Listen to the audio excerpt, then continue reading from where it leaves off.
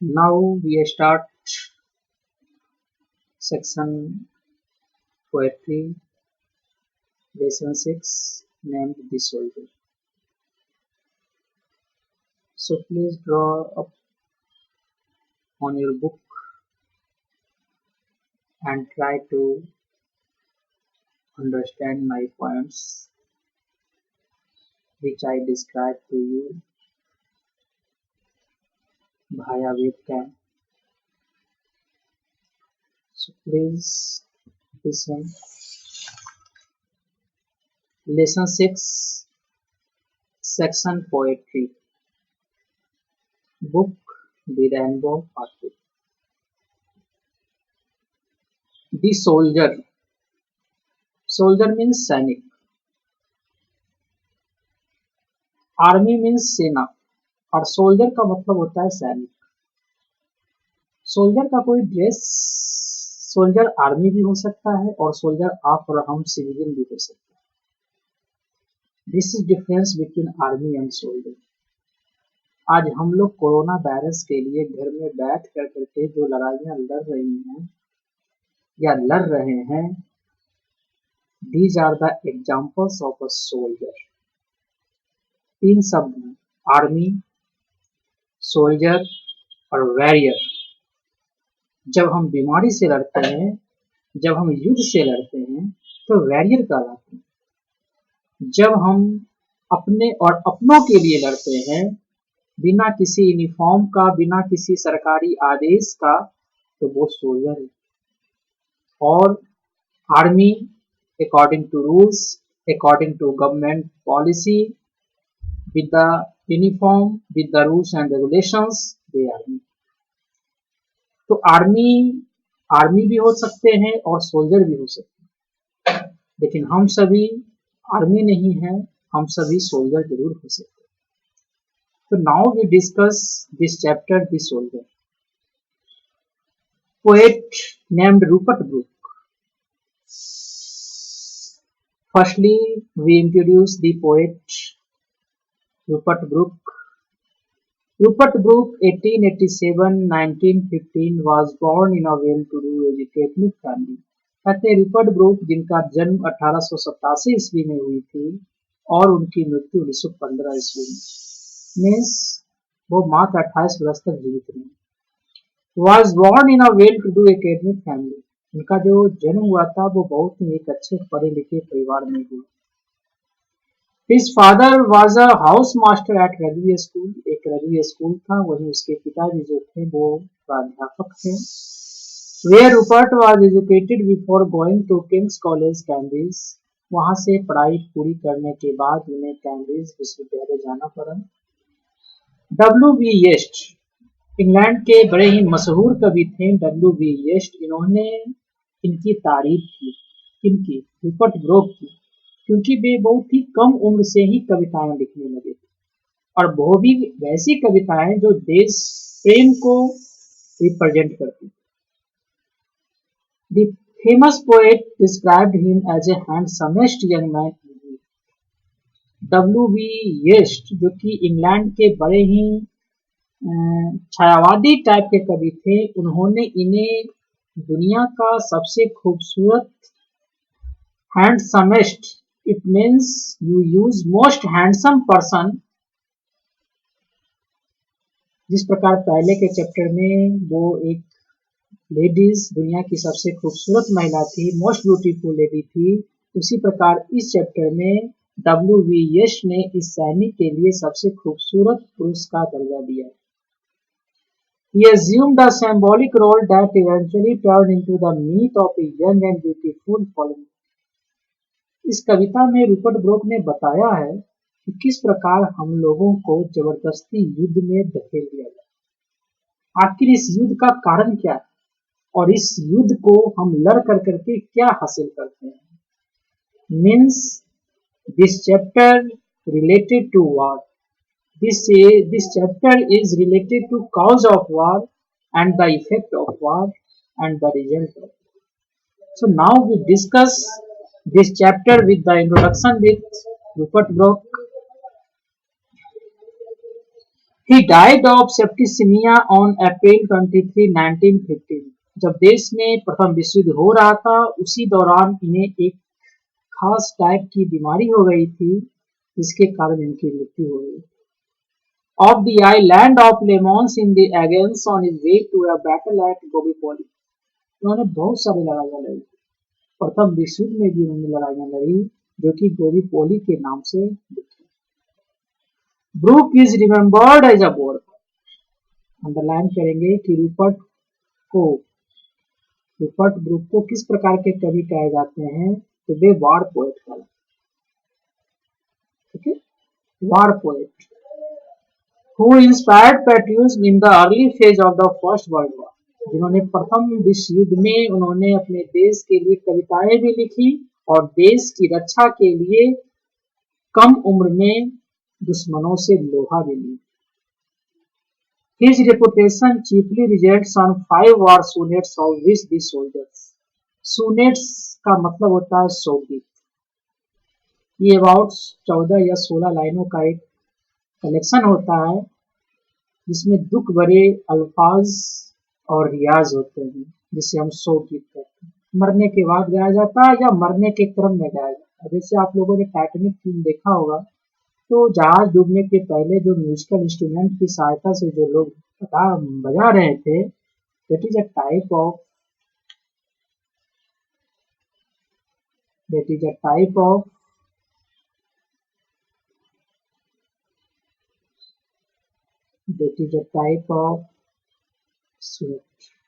shogit. His reputation chiefly rests on 5 war sonnets. उन्होंने लगभग 500 गीत लिखे हैं।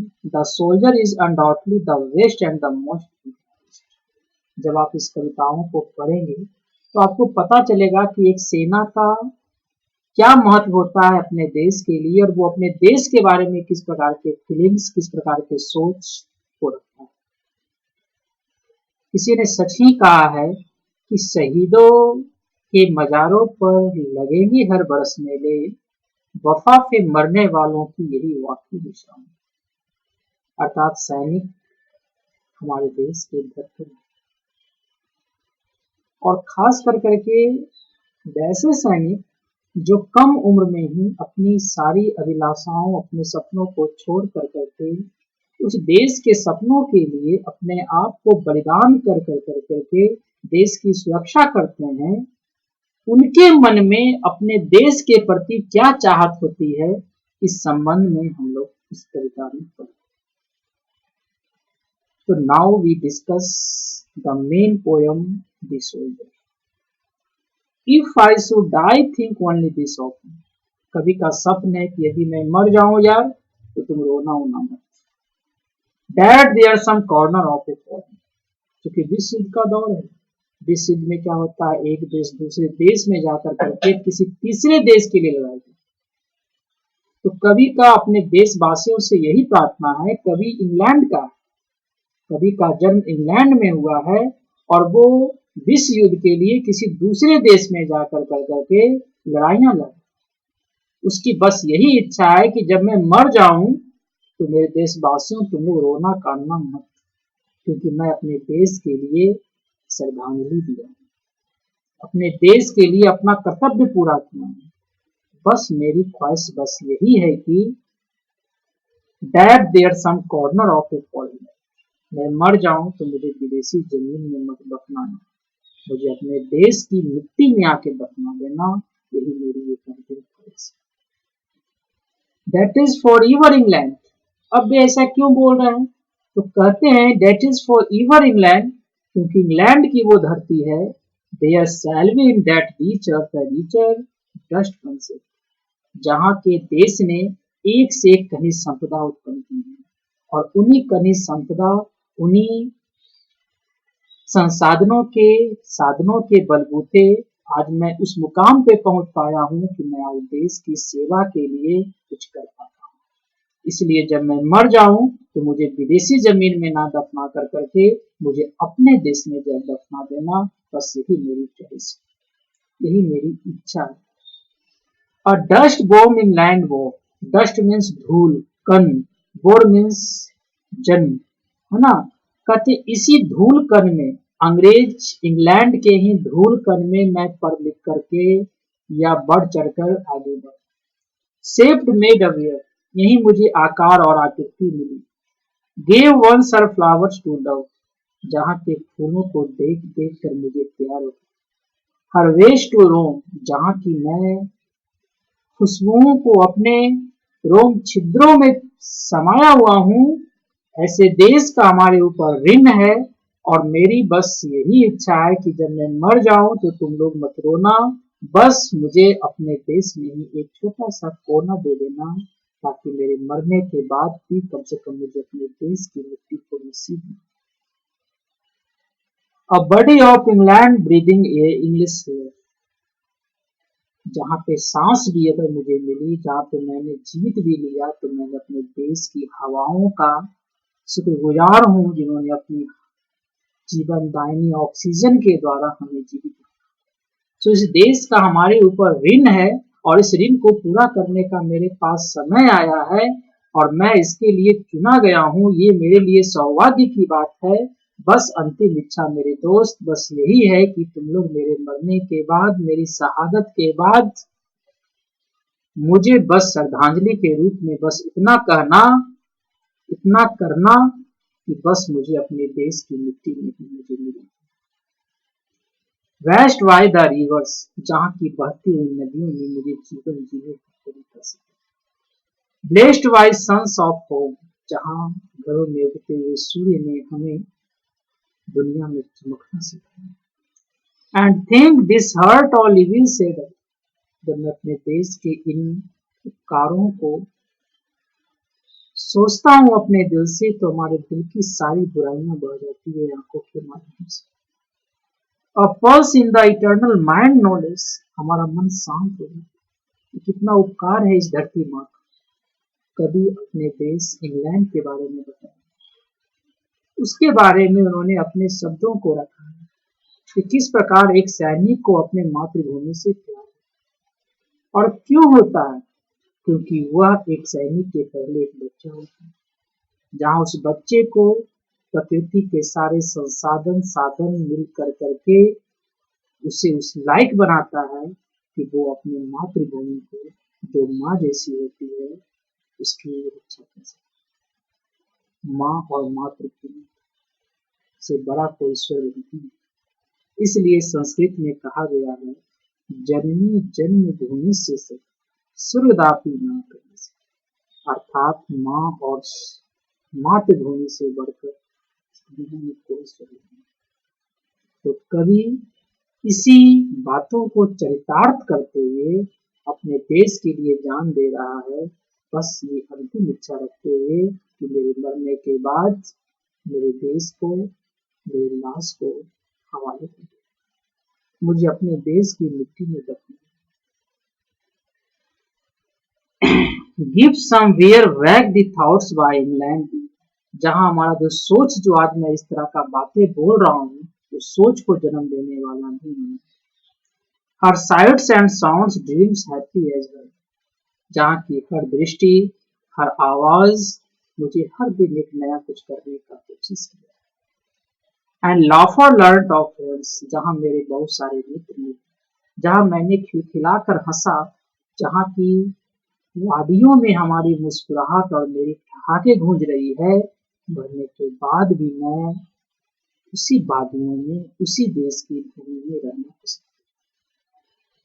इन heart at peace under enemies, मुझे मरने के बाद कहीं स्वर्ग नरक नहीं जाना है, या देश ही मेरे लिए स्वर्ग था। इसलिए इस स्वर्ग की मिट्टी को मैं अंतिम समय में पा कर करके उस स्वर्ग तक को चुनने की मेरी बस यही इच्छा। तो dear students, by this poem the poet describes her feelings, her desire, her thoughts on the behalf of our country, England. He is also known by a war poet. He is the youngest man in England. and died in a very short age due to some chronic diseases. So this poem belongs to a story of soldier, what a soldier demands to our countrymen. So we should respect soldiers, and not only respect soldiers but also try to be a soldier. I also defend amongst army, soldier and warriors. So all of us are also a soldier. So don't worry, we should have, yeah, we should work for our country. And now students, we also discuss its summary, the soldier. The soldier is a war poem. Soldier जो है वो आपका एक युद्ध कवि है, युद्ध कविता है, which composed by Rupert Brooke, जो रूपर्ट ब्रोक के द्वारा लिखी गई है। Who was the handsomest young man in England, जो कि इंग्लैंड का सबसे खूबसूरत जवान है। The poet is saying that when he should die then one should only think that there should be a corner of it, जहाँ उसकी जीते की यही इच्छा है कि यदि मैं लड़ते लड़ते मर जाऊं तो बस देशवासियों तुम बस इतना करना कि मैं मेरी लाश को अपने देश के हवाले कर देना और वही मुझे दफना दे, क्योंकि इसी देश की धरती पे on the earth is hidden from dust, मैं इस देश की मिट्टी को चुनना चाहता हूँ। Even he was started, the dust starts to hide everything and washed away by the winds. जहाँ बहती हुई नदियों से उन्हें जीवन का पाठ सीखा। When war started, he wanted a flower which gave love. जहाँ के फूलों ने उसे प्यार करना सिखाया। Without knowing the define was where to go, he always contact with English hearing. वो हमेशा इंग्लैंड की ताजी हवाओं को महसूस किया, उसकी फिजाओं को महसूस किया, उसके दिल के धड़कनों में आज भी वहाँ की हवाएं गूंज रही है। He thought himself that not an evil word come in his mind. वो देश को शुक्रगुजार करता है कि उसके देश के रहते हुए, उसके देश के साधन संसाधन और संस्कार के रहते हुए उसके दिल में कभी भी अपमान और अवगुण वाले शब्द नहीं आए। आए भी तो बहुत तेजी से बह गए आंसुओं के रूप में। A small vibration touched his mind as if lasting forever. बस उसके दिल में एक ही बात वाइब्रेट कर रहा है कि कहीं मैं मर जाऊं तो मुझे विदेशी जमीन ना मिले, इसका मुझे बस एक गिल्ट है। इसलिए मेरे मरने के बाद मेरे कंट्रीमैन, बस तुम रोना नहीं, बस मेरी लाश को मेरे देश की मिट्टी खिलाओ। He wanted a peaceful country. वो चाहता है कि एक देश दूसरे देश से लड़े भी नहीं। क्यों?